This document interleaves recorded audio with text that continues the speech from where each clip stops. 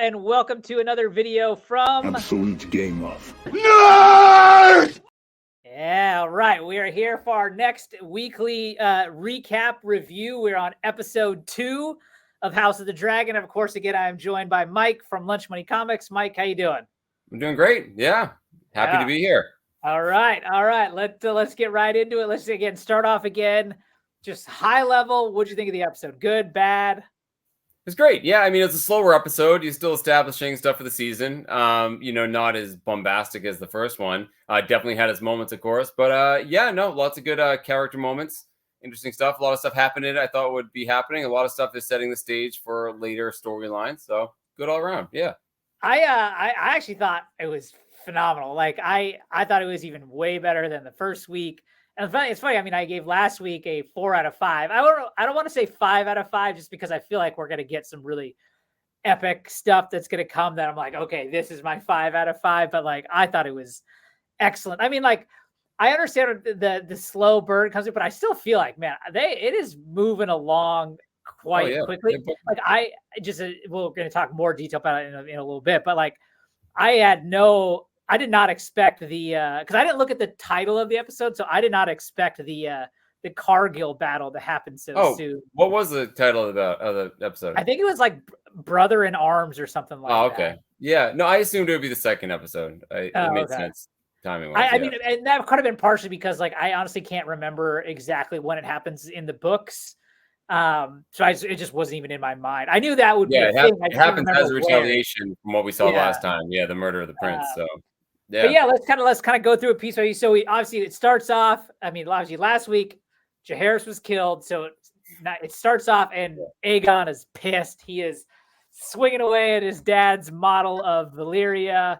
I thought it was cool. I mean, like in the books, you really don't get to know Aegon at all. Like he's almost like he's just like a thought or a concept. He's not actually like a person in the books, I feel like. Whereas like in the show, like we get to know and find out who Aegon is. Right. I think right. I think he's a very nothing character in the book summaries, really. Sounds like he doesn't really do much of anything. He shows up in a couple battles here and there, but it's always down to his brother and stuff that, do a lot of the work. So I like it's really cool. Actually, I said this last week, but like, I think he's one of the best, like my favorite characters in the show. I really enjoy, I mean, I don't like him as a person, but I'm saying I enjoy the actor. I enjoy the portrayal of the character, and he has a lot more pathos and interesting things about him than I ever would have thought from reading the book. Yeah, he's definitely far more interesting than what you get in the book. No doubt about that. Yeah. I mean, I don't know if I would agree with that statement of like, I don't really like him. I mean, he hasn't really done, I mean, obviously he's not probably the most, judicious king, let's just say, but like, I mean, I don't think he's done anything that make me be like, that guy. Like, I mean, or am I forgetting something? Well, I mean, the first season when he's younger, he's a snot. I mean, he's a terrible. He's just a spoiled little kid. I mean, like it's hard to expect something else from like a princeling in this time and age. Like, what else he's got to do? Fuck around. But I mean, he is a fool. I mean, you see him dealing with his grandfather, Otto. I mean, he just makes bad judgment decisions, and it's easy to chalk that up to people manipulating him. Yeah, which is true. The people around him are manipulating him. Obviously, Sir Larys, did the exact same thing. Set the seeds for that. But I don't know. I just he's a fool, and it's hard to like a fool. I guess even if you feel sympathy for him, it's hard to be like rooting for him.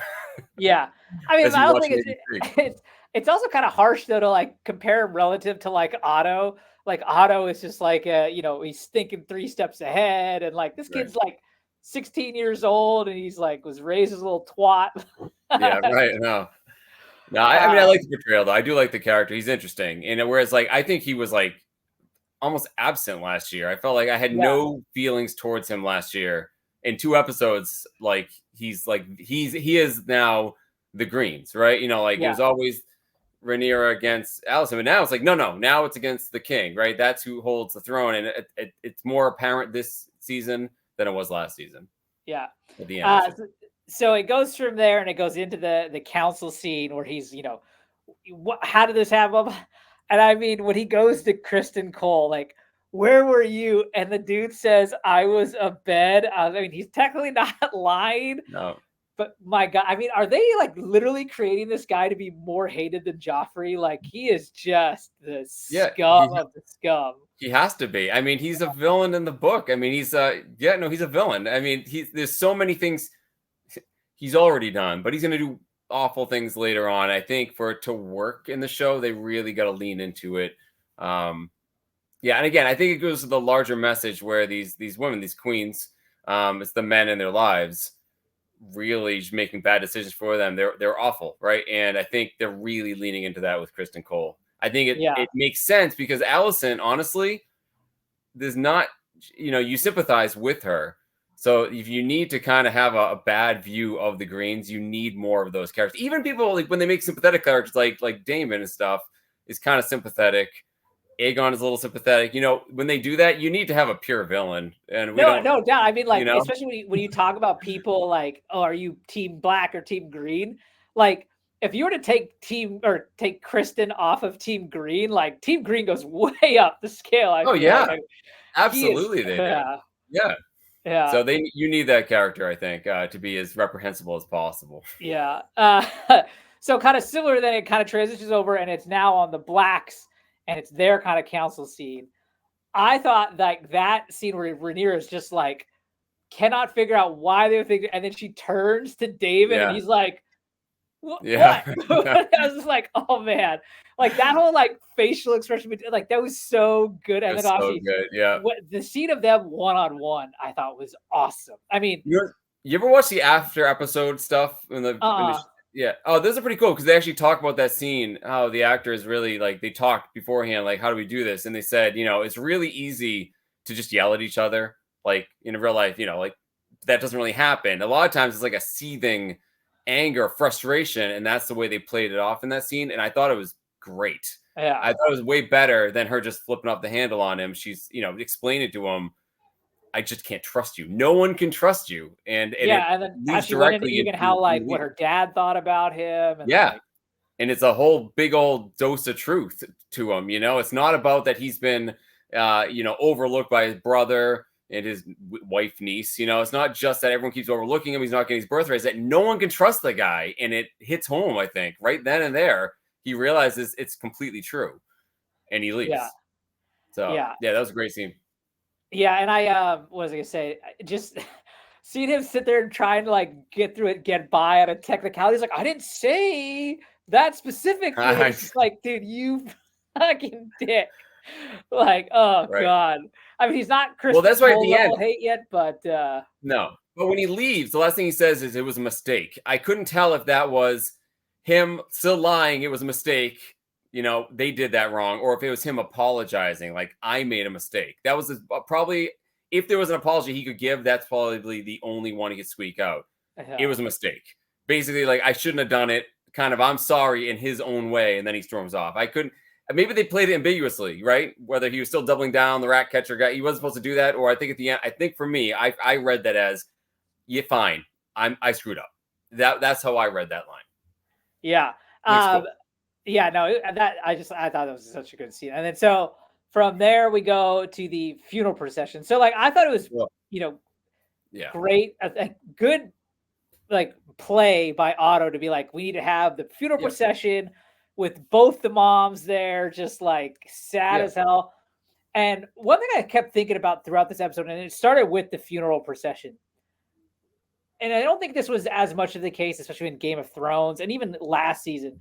This show, and we'll talk about it here in multiple instances, is really taking into account the human toll that these events have on people. Like they're going through the town, and you could just see Helena just like kind of starting the snowballs, and then like when it gets stuck, and then she just has like a full-on panic attack with the people. I was like, oh my God, it's so there's two things there. Directly to your point, I've seen that in this whole show. I've seen this because they have time. I feel like, remember, they're filling in a lot of blanks. They're taking their time. Even in this episode, you had a scene of just, Rhaenyra looking at her kids, right? It just notes about talking, just shows her looking at her young kids, probably reflecting on the fact that, Aegon just lost a kid. Like they never would have done that. Like very rarely in Game of Thrones, they take their time and just have quiet moments, and it makes a huge difference, right? Case point. Wow, I'm going way off topic here. Revenge of the Sith. We're going Star Wars for a second. I don't think any of the prequels are very good, but the best scene of Revenge of the Sith, maybe the whole prequels, is the scene where Anakin is looking off. He's thinking about what to do, whether he's going to help Palpatine. He's looking off at the Jedi Palace, and it's him in a moment. It's quiet, just him and Padme on opposite sides of the city thinking. And it's the only time in the entire prequels where you have like a minute of silence, just music. And it's the most effective scene because you read into it and you know exactly what they're thinking. This is a pivotal moment of change. Game of Thrones did it a little bit, but House of the Dragon does it a lot where you don't need to talk. You don't need to say anything. If you film it right, we can all figure out exactly what they're thinking. And it makes such a big difference because they can chew that scenery. And that was a perfect scene for that to happen. But also in that scene specifically, I said to my wife, when they open the gates and they linger, there's a 1 minute shot of the horses and the funeral procession. I told my wife, I'm like, look how good the production value is on this show. Like, that was insane. They set that up. All the horses were decorated. Like, that was an actual shot on a set, and it was freaking awesome. Yeah. I love that. You don't need to say anything. There's no lines. Just let me show you a whole bunch of eye candy right now. Look what we can do with our budget. And I was like, yeah, they're just flexing, man. This is pretty. That was a really good scene. Like, it looked fantastic. I'm not gonna lie. When it got stuck, I was like, "Oh God, is this kid gonna like roll off, or his head gonna come off?" That's I was exactly what I thought was gonna happen. Oh. I couldn't believe they showed the body. I mean, it made sense. That's what Otto wanted them to see, but I was surprised. I didn't think they were gonna show it like to us though. No, correct. And then like when it was like sewn on there, I was like, okay, it's not as. I thought it was gonna be much more gruesome, but I was like, still like, damn, that is. I did too. I got nervous. Yeah. Yeah, but it was an excellent scene. It was an excellent scene. And then again, from there we go right back to hating on fucking Kristen Cole, yelling at the dude for having the dirty cloak. It's just like, oh my, I cannot believe the gall of this guy. Picked that fight. He intentionally did it to guilt him into doing that to try to save, to try to be the hero. Yep, and sends him off to pretty much a suicide mission. Yeah. It's just kind of funny. Like, they clearly need some better security a system in terms of like, there's a twin. Like, come on. Well, what was weird? All right. So I'm sure you can talk about this. Mysaria was in it a lot. And you see she has this moment where you think like Rhaenyra is having she's bonding with her. The two women who've been, screwed over by Daemon, all this stuff. And then ultimately throws her in the cells anyways. Then she lets her go and all this stuff. But then she sees the twin and realizes something's up. Did she what happened after that scene? Did she get there? I don't know. I'm gonna assume that she got there and saw the other twin and told him, right? And told him, and that's why. And I'm assuming we're gonna find out about that in the next episode, but we'll see.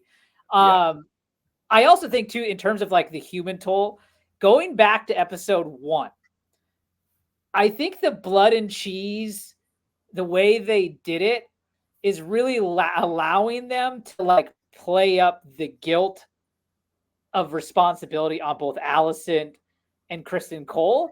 Yep. And it makes a lot more sense, I think, with why they did it, how they did it. Agreed. And, we talked off camera for people who watched last episode. We talked and I was wondering out loud whether Helena is different. She chose the other kid in the story and blah, blah, blah, and they changed things. We thought it was because they made it less graphic, and also Alicent not being there. We thought it was a weird decision. But you're right. The culpability, I feel like, is worse when Kristen Cole wasn't there. You see the direct consequences of him feeling actual guilt for doing what he was doing, which he probably could have saved the prince.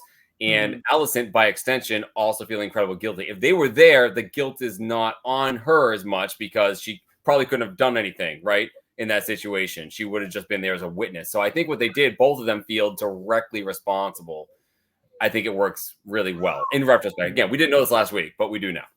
Yeah. And then, so now coming back to what you were saying with Mysaria, another thing too, like in terms of the human toll, like they're really going also, I think, to show us like the consequences that the small folk face. Like they had that scene with Hugh the Hammer talking. And then you had Mysaria, and she was talking about like, I tried to like elevate my status to be with you people. And then what happened? You guys just shit all over me. And then I really liked this scene with Aemond in the brothel, like in the fetal position with the brothel keeper. I'm guessing, and he's just like, it's also, it goes to show like lack of parenting both Aegon and Aemon really got from both Viserys and Alicent.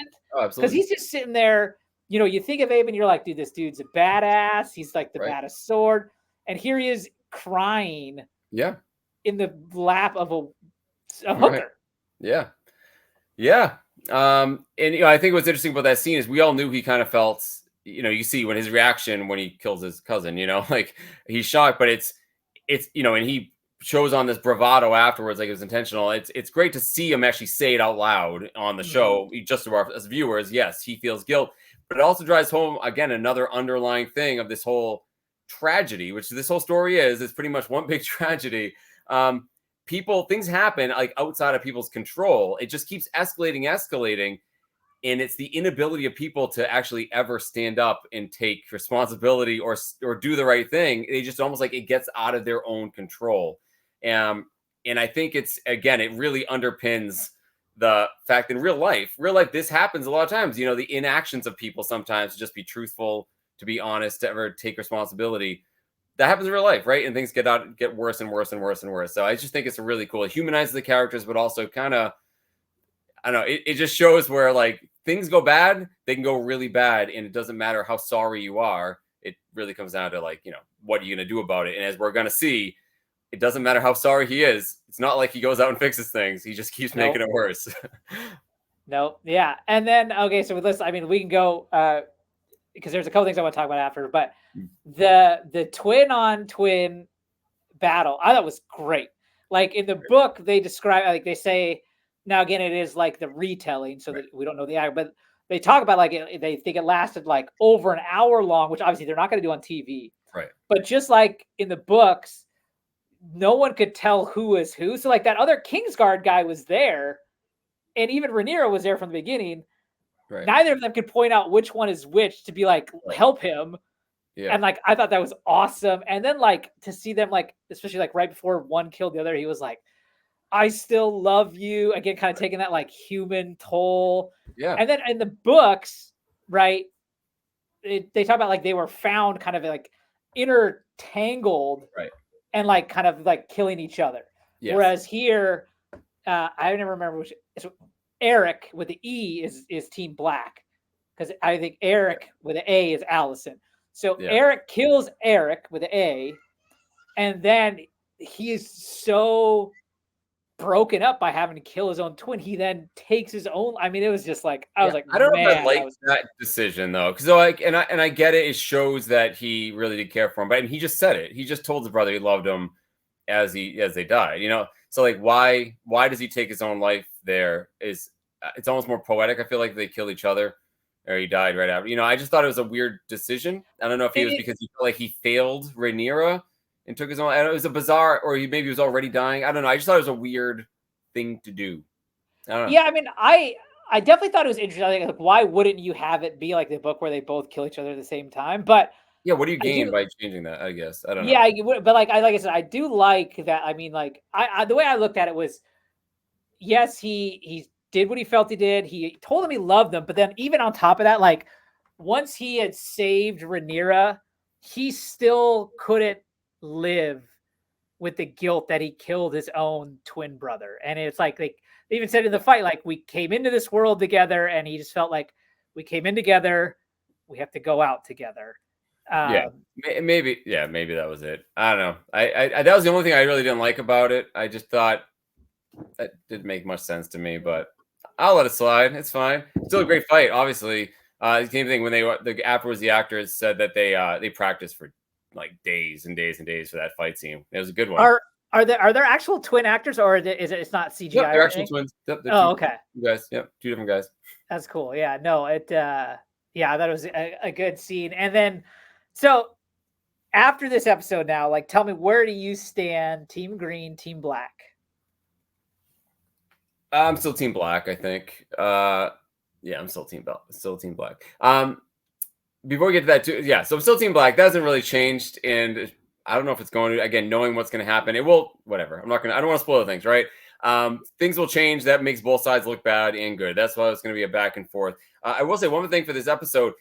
They also introduced us to some new characters they did in the first episode. I didn't realize who they were, but now I have. I You talking didn't about the Hull brothers? random blacksmith petitioning, the king was Hugh Hammer. I didn't Oh yeah, get he it. said it. He said his name was Hugh at the I didn't. It didn't hit me until his wife says, "Oh, Hugh." I was like, "Oh," then I got it.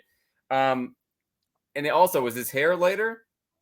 It is right. It's Yeah, like his hair definitely looked a little different in this episode, but I was like, no, that is him. okay, yeah, because I wasn't Yeah. sure. This one was clearly him, and the same thing threw me off with Alan and And Adam. Adam Hull. Right. So again, I think you mentioned last time, oh, it's his brother, but now his brother showed up. I'm like, oh, there we go. So now I know they're starting to plant again without spoilers. They're starting to plant like the dragon seeds early on, which is cool. You know, Yeah. still missing some notable ones, but yeah, I really like the fact they're doing. They also had the you saw Adam on the beach, and you saw who is that Sheep Seafoam? stealer? Who, I I'm can't remember blanking. which is which. But what? Adam, I Yeah, think, is the dragon. Right? Yeah. So you see the dragon, Sea Smoke. Is that who it is? no, because Sea Smoke is Laenor Valerian's. No, that, it is. I know. okay? Yeah, So is that's that a the problem. one? That's actually a problem with the Because show. Laenor is still alive. Still alive, and they bond for life, right? So, Yeah. yeah.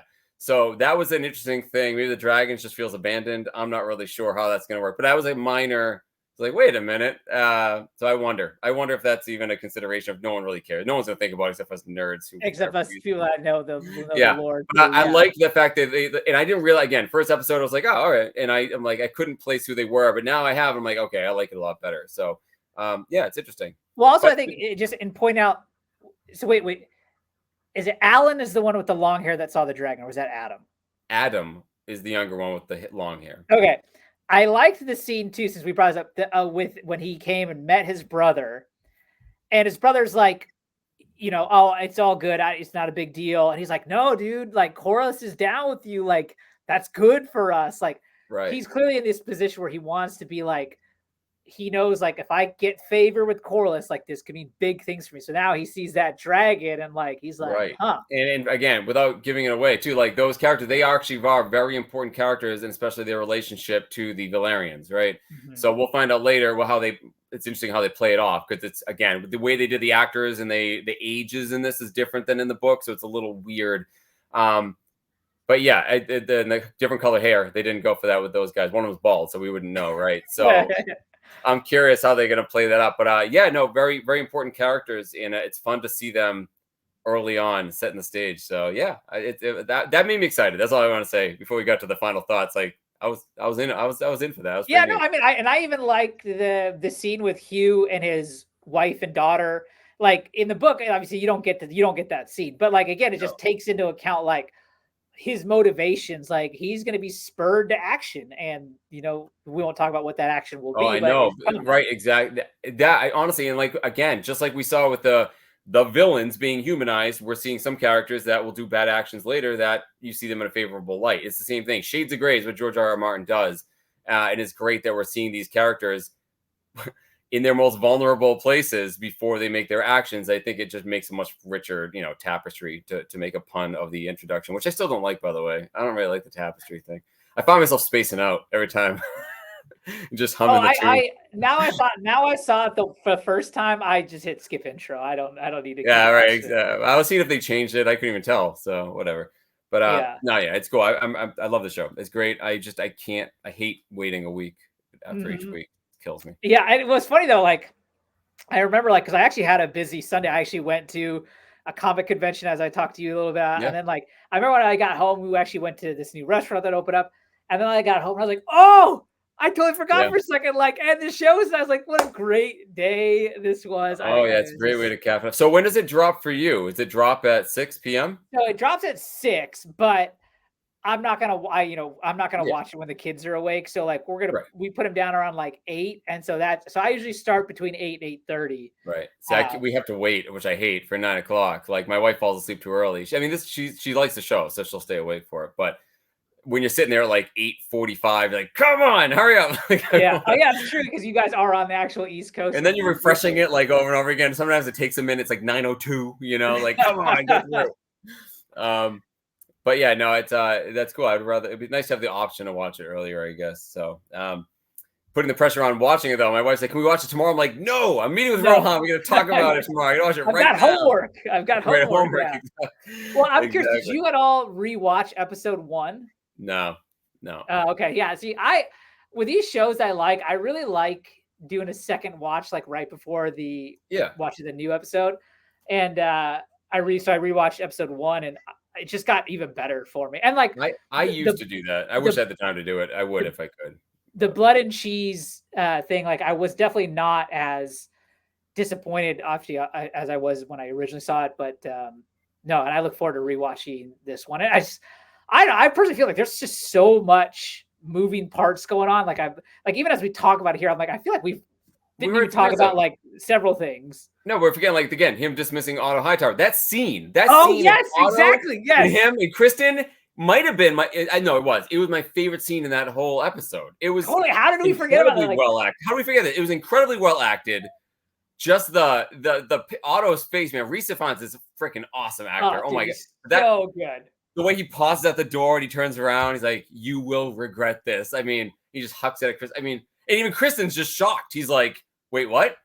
I'm the hand of the king." I mean, that was so well done. Oh. My actual favorite moment when he was like, he said something to him, and then Kristen Cole was like, "Yeah, be mindful of how you speak to the king." And he's like, my grandson. Yeah, exactly. I was like, oh, it was so good. And it was awesome. Yeah, exactly. It was that was my favorite scene of the whole episode. And we almost forgot it. That's how good this show is. You forget about even the best parts. It's all great. And I love whoever's writing Otto's dialogue is literally nailing it. I mean, like, these are the exact words that dude in real life would say. And it's just like, when he's with his daughter and she wants to confess, she's like, "Father, I've sinned." He's like, "I do not wish to hear it." Yeah. And she just gets out. Like, even when she wants to confide in her dad, she needs her dad for once. He's just like, "No, we got bigger." Yeah. Totally. No, you shut up. I already know. Go away. You know. I do like that little bit of politicking though of what he's going to do when he goes down to the Reach. That's cool because I find that stuff interesting. Otto Hightower was a fantastic character. Same thing with Corlys Velaryon, who we only saw briefly. Oh, that was also another cool scene when he was in bed with Rhaenys. Yes. And Rhaenys was like, "Look, I've had the crown passed over me. Yeah. Like, it fucks with you. Like, it's like, I kind of get it. Like, we don't know what Daemon is doing, is thinking. Like, she's like, I kind of get it. Like, I understand where he's coming from. Right. Like, that was cool. And then also in the scene with Alicent, in terms of setting up things, I love that he brought up Daeron because they haven't mentioned Daeron. They didn't mention him at all in season 1. Like, I'm imagining most people who aren't nerds like us had no idea there was a Daeron in the equation that's been at Old Town, because he has a big part down the line. Huge. Yeah. I mean, he's really young in the book, right? Like really, like 14 or something like that, mostly. But he's like a full-on dragon rider. Right. Like, yeah, all that. Yeah. Again, it's more of an afterthought. You're like, oh yeah, he's in Old Town. That's where he is. He's not like, hey, he's not like in another room of the castle. They haven't brought him. Remember like how they did that with Tommen in Game of Thrones for a while? Like Tommen was like, they had like a fill-in kid, right? Yeah. And then all of a sudden, like, oh, wait, we need him to be a big, now let's recast the role. And all of a sudden he just shows up and be like, recast him like the whole time. Several years older too. Right, exactly. Like they just said, oh no, he was like in his bedroom the whole time this stuff was happening. At least Daeron has an excuse of where he is, which is cool. Yeah, I like the fact they finally mentioned him. Same thing with, Rhaenyra's youngest children that she has with Daemon, right? They don't really talk about them ever. Yeah, then that one scene in the first season where they introduced him to Viserys, and then they had this episode where she was looking at him. Right. So, but they matter. Like they're important to the story. You have to remind the viewers that they're there. Mm-hmm. So yeah, I like this fact of sprinkling this stuff in. I mean, Game of Thrones already was complicated. How many characters there are? Not only are there a lot of characters in this, there's a lot of important characters that are all very similarly named. I'm curious. I could ask my wife. She doesn't seem like she's not confused or whatever. She just doesn't really care about the names. But I could see how this could be incredibly confusing to people, especially where the relations of them, there's so much overlap. No, it's her husband, also her uncle. That's actually her half brother, but also her best friend. Like it's so complicated because they're all inbred. It makes it even weirder when you're trying to figure out who's. When I read these books for the first time, I remember being so confused on like just the parentage of Rhaenyra's kids. Like, okay, she has these 3 kids with breakbones, and then she has the 2 kids with Damon, who also has 2 other girls with. Right. It was a lot. Well, even weird, right? Because so she had the boys with the Strong, and the Harmon Strong, but they're named Valerian because they're supposed to be Laenor's, whose sister was married to Damon, who also has kids with them. So like, yes, they are. And there you saw Jace with his. Again, would it be your cousin or your stepsister at that point? I don't know, but you know what I mean. Like they're his fiance though. And it's his fiance. It's all of them, right? It's all of them. Yeah. And even like, what's the relationship? Right? You just remind me. What's the relationship between Aegon and his wife Helena? And that was that good scene when they're on the staircase. Oh, on the stairs, and he just like looked at her and was like, "Oh." Yeah, it was weird because they both feel the pain, but they just can't talk to each other. But are they cousins or they're cousins, right? Are we talking about Jason? No, I'm talking about the king Aegon and not Helena. Aegon and Helena are brother and sister. Their sister, right? Exactly. Yeah. Okay. So like you forget that too, right? So it's bizarre. Well, not only that, you also forget it too because they really didn't like give you a wedding there, right? It was just like they were brother and sister, very young, and then they had the time jump, and they're married with kids at that point, right? And it's like it's almost hard to like see Aegon consummate that, just the way that the relationships. Oh yeah, are. yeah. No, it's all strange. My point. So like, it's almost better in a lot of ways if people don't know the relations because it'll only confuse you and weird you out. And a lot of the characters, like the younger kids, have the same names as the grandparents, right? Another Jaehaerys is another Maegor. I mean, they're all the same names. So yeah, I remember after reading and then I heard they were going to make this show. I'm like, I wonder if they're going to change names for the sake of like non-book reading viewers who are going to get so lost. But they're embracing it, and I'm all for it. Right, well, they're gonna say Aegon the Younger, like they can happen at some point, right? So yeah. Pretty awesome. Okay, so then just again, you're still Team Black then? Yes, I am. How are you? Yeah, I think I just for the fact that I think Rhaenyra has just been such an awesome presence in the show, and that's what's keeping me over there. I would say, like honestly, like if you take away Kristen Cole, like. I think I may pick Team Green right now. I mean, this is the beauty of the writing. It's just that it's just gets so bad for both. Yeah, I find myself usually like when I see a really good scene being acted, I'm like, wow, that actor's great. Wow, that actor's great. I'm just always blown away by how good the acting is, and I tend to side with whoever's on TV at the time. But I'm Team Black. Kristen Cole is a perfect Game of Thrones villain. Absolutely, I hate him. I'm happy they're endearing us to some of the Team Green kings and princes. However, I gotta go Black, man. Emma Darcy's amazing. Matt Smith's amazing. They're great characters. That's all I gotta say about that. Team Black. Awesome. All right. Well, thanks everyone for watching. Let us know where you stand, what you thought of the episode, and otherwise, we will see you next week. So. Thank you.